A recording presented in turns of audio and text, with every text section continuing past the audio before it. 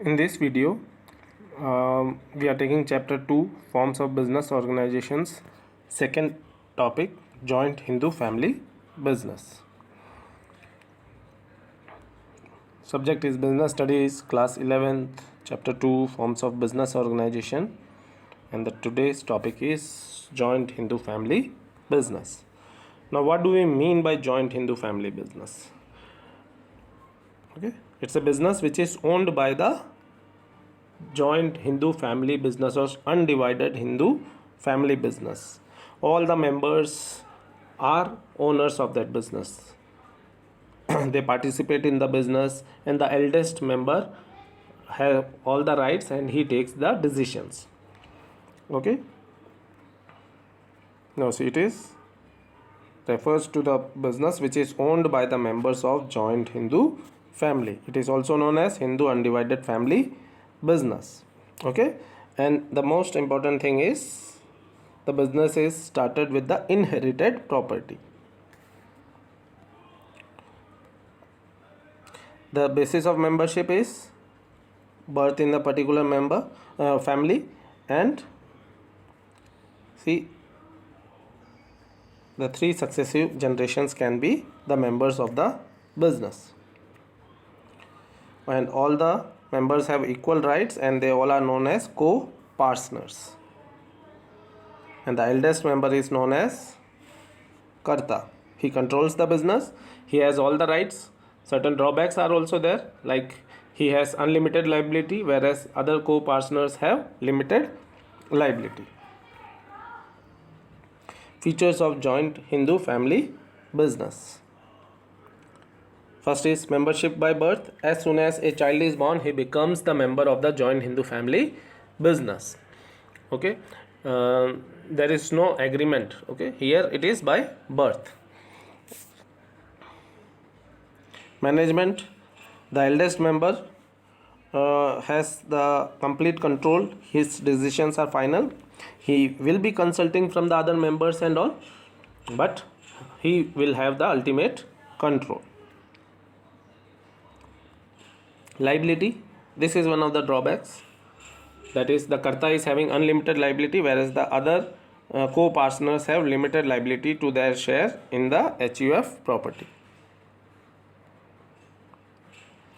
Now see, there is no, like in partnership, there is a restriction on the maximum number of partners, but here there is no maximum limit on the number of co-partners. As soon as a child is born, to 3 successive generations, he will be the member of the HUF. Minor members, as discussed, as soon as the child is born, he becomes a co-partner. Unaffected by death. Now see, like in sole proprietorship, the business will come to an end if the sole proprietor dies. In partnership, the old agreement will come to an end, and if the remaining partners want to continue the business, they can enter into a new agreement. But in case of HUF, it is not affected by the death of the eldest member or any co-partners. It will continue. If the Karta dies, the next senior member will become the Karta, and he will take decisions for the family business. Merits, economic security and status to the members. Okay, like in sole proprietorship, if the owner dies, the business will come to an end and the family members may suffer. But in joint Hindu family system, the next member will become, if the Karta dies, the next member will become the Karta. He will manage the business will continue, and the other co-partners will be managing or helping the Karta. So they also learn to manage the business. So the family business continues for a very long period of time. So all the members, the females and the minors get security.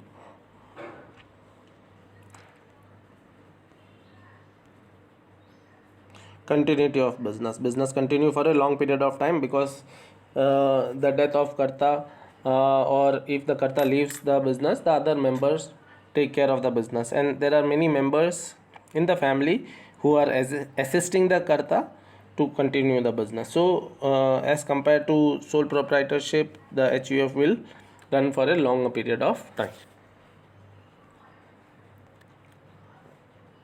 Limited liability of co-partners. If Karta is having unlimited liability, that is a drawback, but other partners are having limited liability, that is a merit advantage.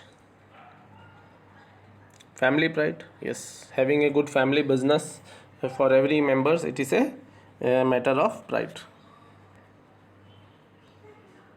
Demerits, unlimited liability of Karta is a drawback, so he is not ready to take huge risk. He will be always conservative while taking decisions because of the unlimited liability clause of joint Hindu family business.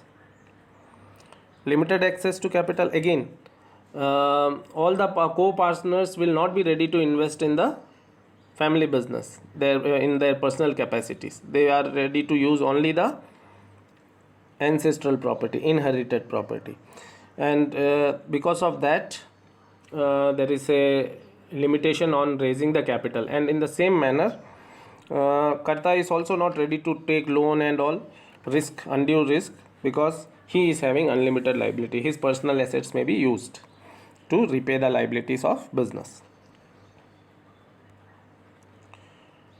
Again, all the family members are only associated with the family business, so there is a limitation in hiring the expert people who are good in a particular field like marketing management or financial management and all. And the Karta may also not be expert in all the fields. So because of the limitations, personal limitations of family members, the business will also suffer. Karta too powerful, like no, the ultimate decision power lies in the hands of Karta. The other members can only assist him. Okay, so Karta is too powerful in case of undivided family business. And certain limitations or weakness of Karta will pass on to the business, and the business may suffer.